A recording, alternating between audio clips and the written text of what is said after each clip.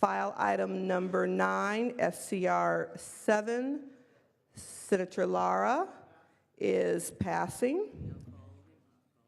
Senator Lara, could you please come to the podium, please?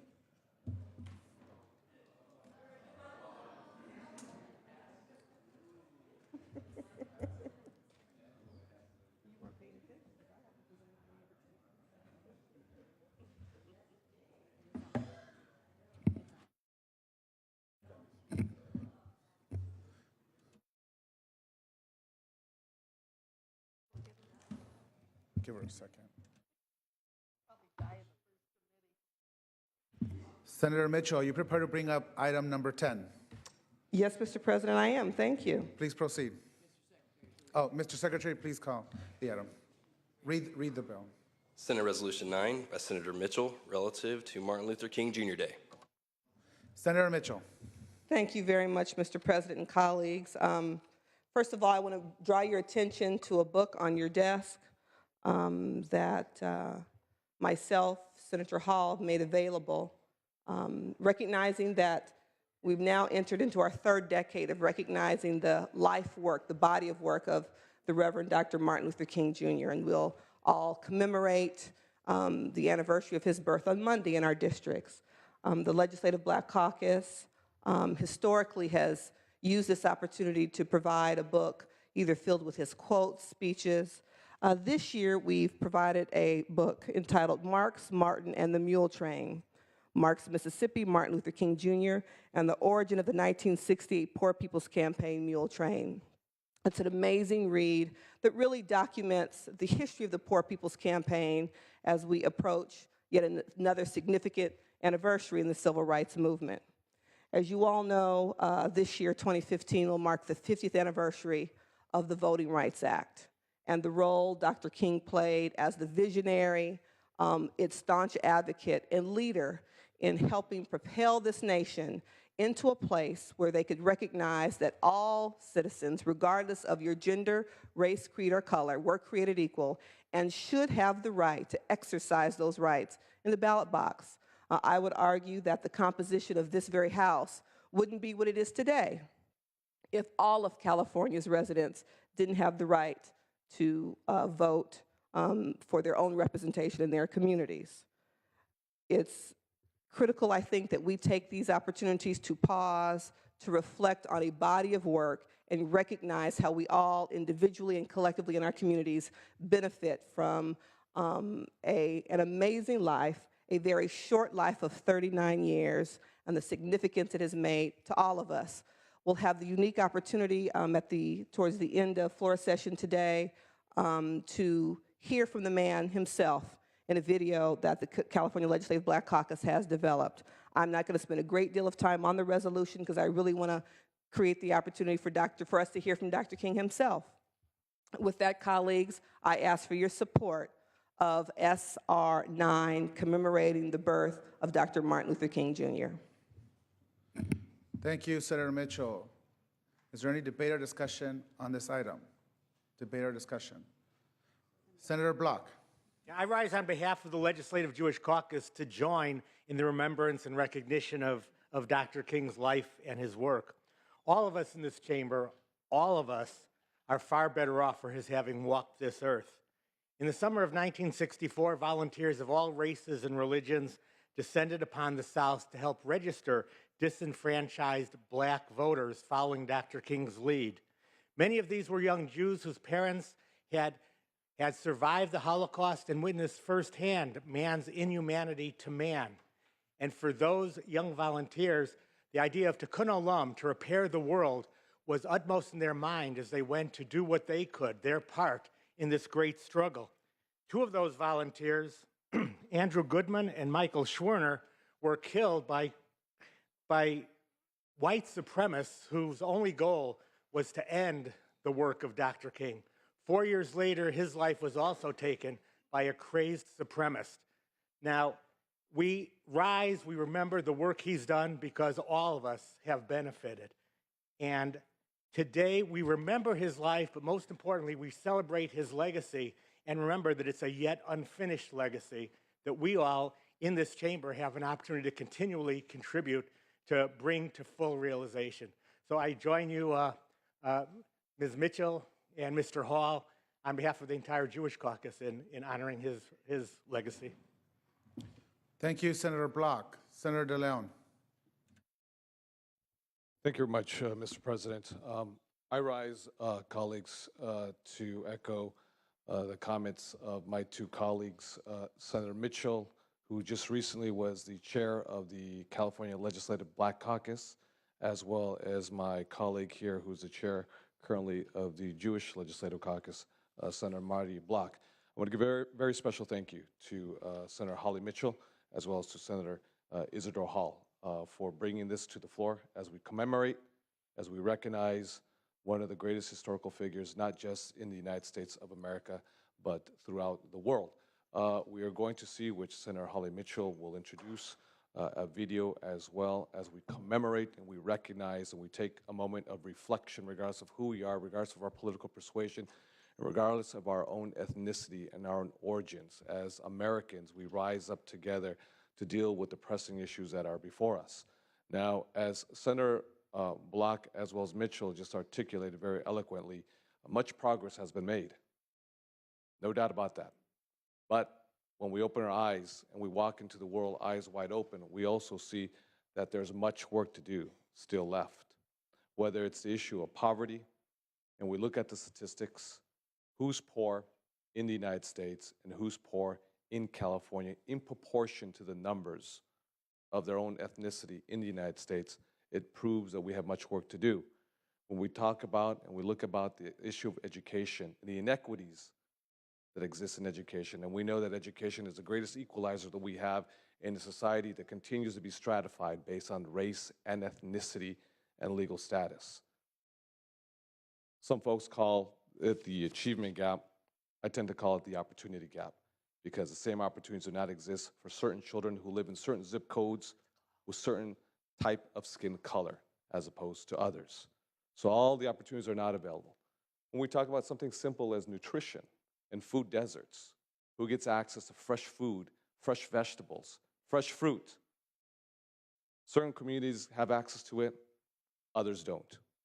When we talk about financial empowerment and creation of wealth, on who gets access to capital and who doesn't get access to capital, and the financial instruments that are created, the tools out there that perpetuate wealth, and others are shut out from wealth. When we talk about higher education and we look at our numbers, whether it's the University of California or the Cal State system, is it a reflection of the diversity in the fabric of the state of California? I think collectively we know that is not the case.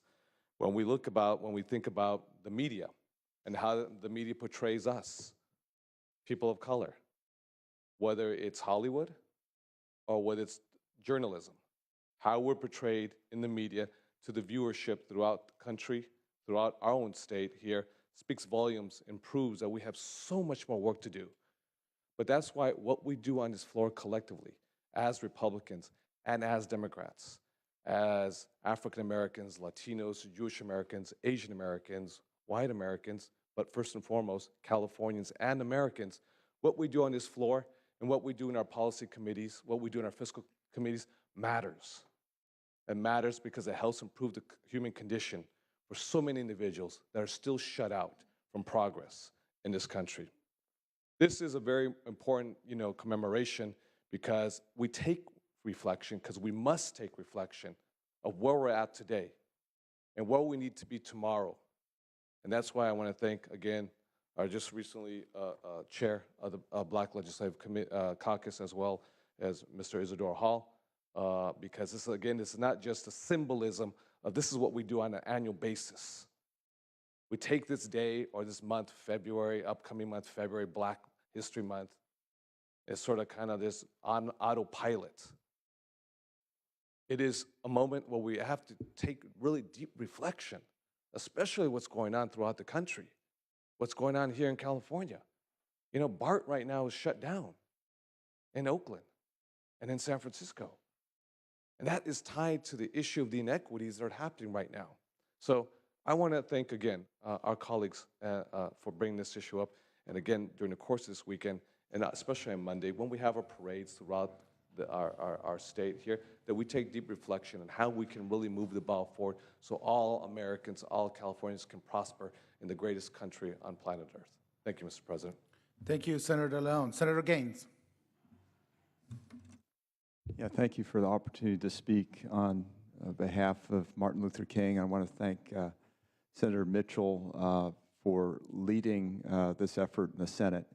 And just wanted to reflect a little bit with my parents, who were very involved in the Episcopal Church, and they had the opportunity to hear Martin Luther King's speech given at the national convention that they used to attend, and how moving that was and how powerful that was, and his ability to communicate in a nation that has flaws, and his ability to use free speech and do it in a peaceful manner and to impact the nation to create the change that needed to occur.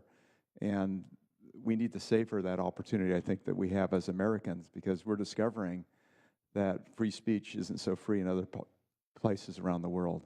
And so I'm grateful for what Martin Luther King has done for our nation and the progress that we've made as a nation, and thank you for bringing this forward. Thank you, Senator Gaines. Senator Nguyen. Thank you. I first want to also thank Senator Mitchell for giving us the opportunity today to honor Dr. King. Dr. King was a tireless advocate for justice and inequality who challenged America to live up to its founding principles. Commemorating his birthday gives us a harsh reminder of the reality of that era, but also a reminder of the continued challenge of ensuring equality. Regardless of your partisan views, what I'm very proud of is that we've made great progress since the Civil Rights Act era.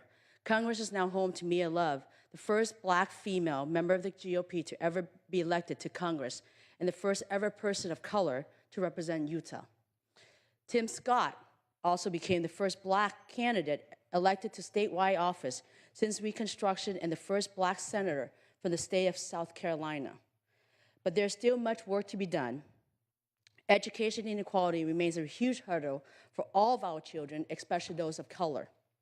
In California, a child's education opportunity should not be limited by their zip code. As long as they work hard, as long as they want to pursue the American dream, they should be given all the opportunities like any other, regardless of their race, to enter college or to make life better for themselves and their family. And so thank you for giving me the opportunity today. Thank you, Senator Nguyen. Senator Wesso.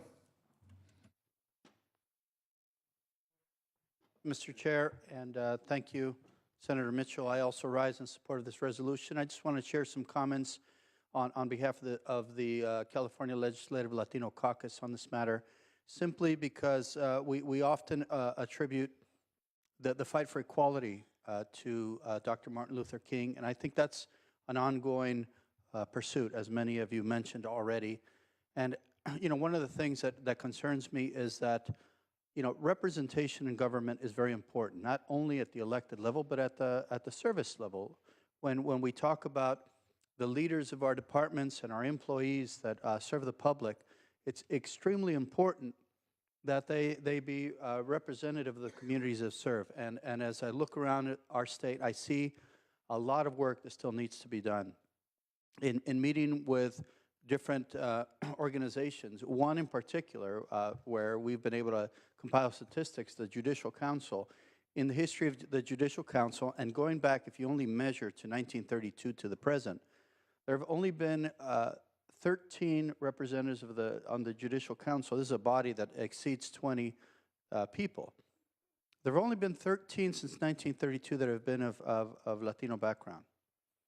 And that's and in those years, the majority of them, if not 99%, have been in the last 20 years. And that's of particular concern, because it's not only attributable to the Judicial Council, it's attributable to many, many agencies and organizations, commissions, and government bodies. And I think it's incumbent on all of us to, beyond talking about how we support equality, is to go out there and pursue that end in establishing equality in all our organizations.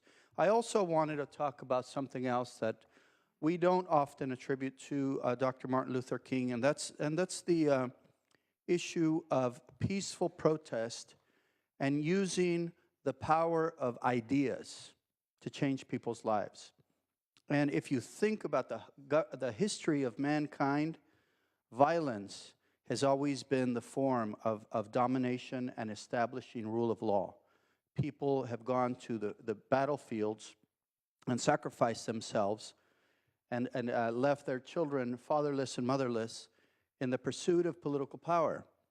And even if Martin Luther King stood up for issues that were worthy of violence, he didn't pursue that path. And he was really one of the few leaders.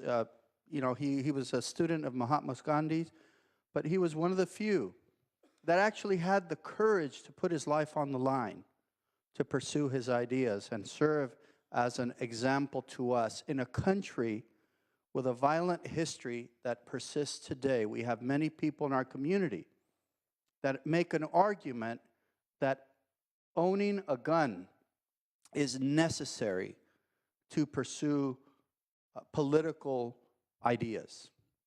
And that's a very antiquated concept that I thought has been disproven by Dr. Martin Luther King.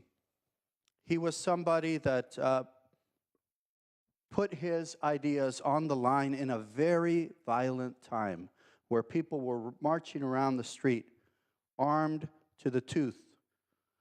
And he was willing to lay down his arm and put his ideas forward in the best spirit of having a public discourse.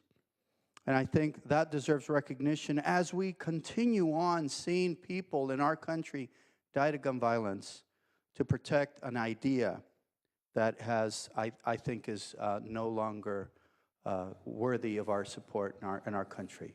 So thank you very much, and I hope we all have more time to reflect on his life, his accomplishments, and his contributions. My life has certainly been touched by his advocacy, and I'm forever grateful. Thank you, Senator Wessel. Senator Pan. Thank you. I want to, again, express my support and thank Senators Mitchell and Hall for leadership in bringing this resolution forward. As we reflect on Martin Luther King and his work and his achievements, he's in world history. We think about the great leaders who have led nonviolent change: Mahatma Gandhi, Nelson Mandela, and here in our country, Martin Luther King. And we think about how do we try to change our communities and our societies. As I think Senator West said, it doesn't have to be by violence, but through example and through struggle and through sacrifice. And I want to reflect a little bit on the words that Reverend King said in his famous "I Have a Dream" speech, where he said that he hoped for a future, a dream that when his children be judged for the content of character, not for the color of their skin. And while we certainly made, and we need to acknowledge, we've made significant progress there in terms of law and some more formal, we also need to recognize that, unfortunately, that we still have much progress to be made in terms of our own self-reflection of how assumptions we make about people's actions or their behaviors that we see. And we know from research, actually, that unfortunately people do still carry, maybe unintentionally, unwillingly, racial biases or assumptions they make when the same actions from someone of one race versus someone another may be judged very differently. And we see, unfortunately, some of the effects of this in the events that happened recently, but also the cumulative impact of that. We talk about how do we create the diversity we want in our colleges and our universities and our leadership, whether it's in government or business and other fields as well. But you have to think about this cumulative, through life, right? And your opportunities that actually open to you because people may have made judgments about where, who you are and where you should go. And we have certainly, and what your role in society should be. And we need to reflect both individually and as a society about that. And really think about where are we carrying these assumptions and biases, and how do we reflect on that? And I think certainly Reverend King has, in his words and his life, has opened has opened that sort of reflection for us, but we need to be sure we carry that on. It's been 30 years. We still have a long way to go, as we can see just from recent events. And I hope that while certainly here we are lawmakers and we will continue to work on laws and work on trying to get better outcomes and so forth, also as community leaders and as sort of our leaders in our community, thinking about how do we model that reflection and that drive to be sure we, again, make now, California and our own communities ones that truly create equal opportunity for everyone. And so, again, thank you so much for this resolution. Thank you, Senator Pan. Senator Hall. Yes, thank you, senators, and want to also thank Holly Mitchell, Senator Mitchell, for bringing this resolution forward, and for also the Legislative Black Caucus for bringing this resolution forward. Want to simply echo some of the comments made on this floor.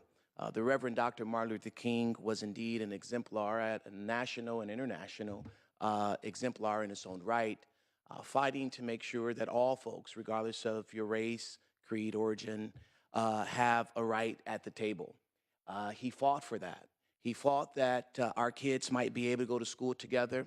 White boys, black girls, white girls, so forth and so on, might have the same and equal right that was obviously not so then. And the question that I have today is if that's the reality today. And I don't know that it is. When we look at the inequities that still exist in our society, people can't go to school next to the person down the street. We look at our UC systems where there's still inequities in our UC system based on color. There is not an equal right regardless of your ability to achieve. We have to fight for that. And there's a song that says, we shall overcome, we shall overcome. Then it says, oh, deep in my heart, I do believe we shall overcome someday. And my question is, how deep in your heart do you really believe that we shall overcome? How deep in your heart do you really believe we shall overcome? Because the actions that we make on this floor qualifies the deepness in your heart of how you do believe that we shall overcome, truly overcome someday.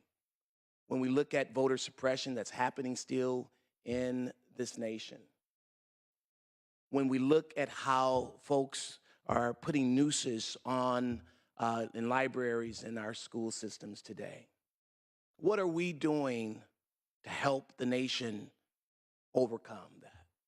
If we're sitting here just voting and not acting publicly, are we really helping to overcome? Are we being an advocate in our community speaking against this, or we just applaud the person who's actually speaking? How deep in our heart do we really believe we shall overcome? We overcome because we act, because we take the responsibility to do something.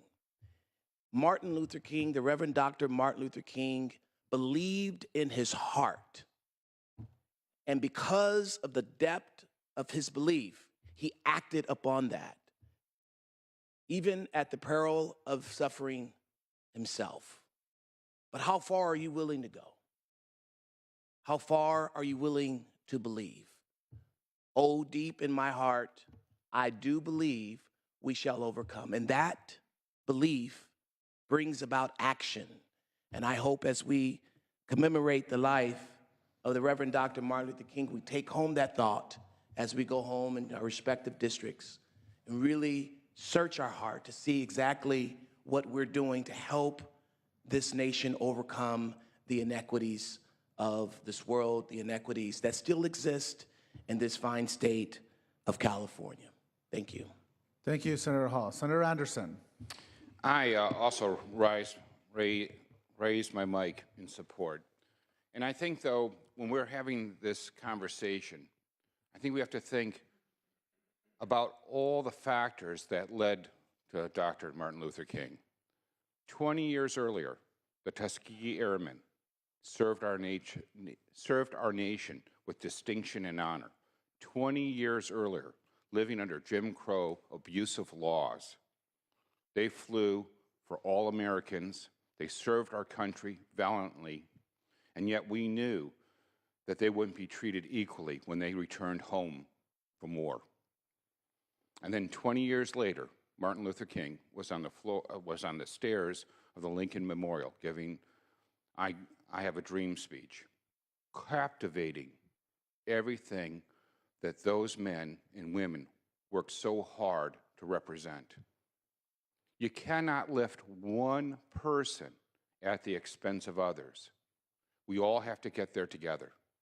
And that means as we approach the UC systems and other issues, we can never allow one minority to go ahead of another minority. We all have to finish together.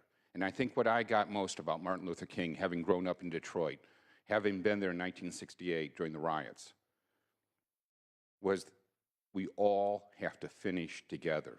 It wasn't about handouts. It was about equal opportunity. It was about a bite at the American dream.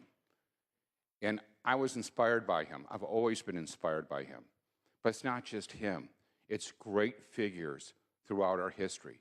That's why I was so proud to honor the Tuskegee Airmen with 3 miles of freeway in San Diego County several years ago. I think that the work isn't complete, but we can't think in terms of small steps. We need to think in terms of bringing everybody home so that every American is lifted and has a path to prosperity. And that's why we need to create more room in the UC system so that we don't have to exclude one minority at the advantage of another minority, because after all, we know that would be racist. Thank you so much for bringing this up. I'm happy to support it. It is a very important day. Thank you. Thank you, Senator Anderson. Members, there's no further debate or discussion on this item. Would the distinguished senator from the great city of Los Angeles like to close? Thank you so much, Mr. President. As we celebrate Dr. King, the man, on the anniversary of his birth, I would be remiss as a member of the Women's Caucus if I didn't acknowledge the fact that he was the leader of a movement in which a number of individuals, a significant number of women, stepped up to the plate to create change in this country. I hope that after you read the book, you'd be willing to pass it on. Senator Torres always looked forward to receiving her book either King Day or Black History Month because she acknowledged that she would read it and pass it on to a school or a library in her district, and I hope that we will all follow in her path and do that. The book documents the origins of the mule train and how it was Marion Wright Edelman, the current leader of the Children's Defense Fund, who convinced Dr. King to go to Marks, Mississippi, where the book documents 2 instances that brought Dr. King to tears when he saw a school teacher cut up 2 or 3 apples and several loaves of bread to feed lunch to her classroom students. A level of poverty that stops you in your tracks. Tragically, Dr. King didn't live long enough to see the mule train and that entire movement that launched the 1968 Poor People's Campaign. Some researchers and books argue that it was the position he took against the Vietnam War and the Poor People's Campaign that ultimately led to his assassination. But I think the holiday, the anniversary of his birth, the fact that California, under this governor, Jerry Brown 1.0, was one of the first states to make it a state holiday. It's now a national holiday. It gives us an opportunity to stop, pause, and think about how far we've come and how far we have to go. To acknowledge that the march across the Pettus Bridge from Selma to Birmingham was 50 years ago today. Folks putting their lives on the line for the right to vote. And yet and still, 50 years later, we have communities across this country whose voting rights continue to be challenged or questioned is mind-boggling. I thank you so much for all of those who spoke and shared your own voice and perspective about what this man, the leader of a movement of many, really meant to this nation, this world, and to all of us as community leaders and elected leaders in the great state of California. And with that, colleagues, I ask for your aye vote on SR 9.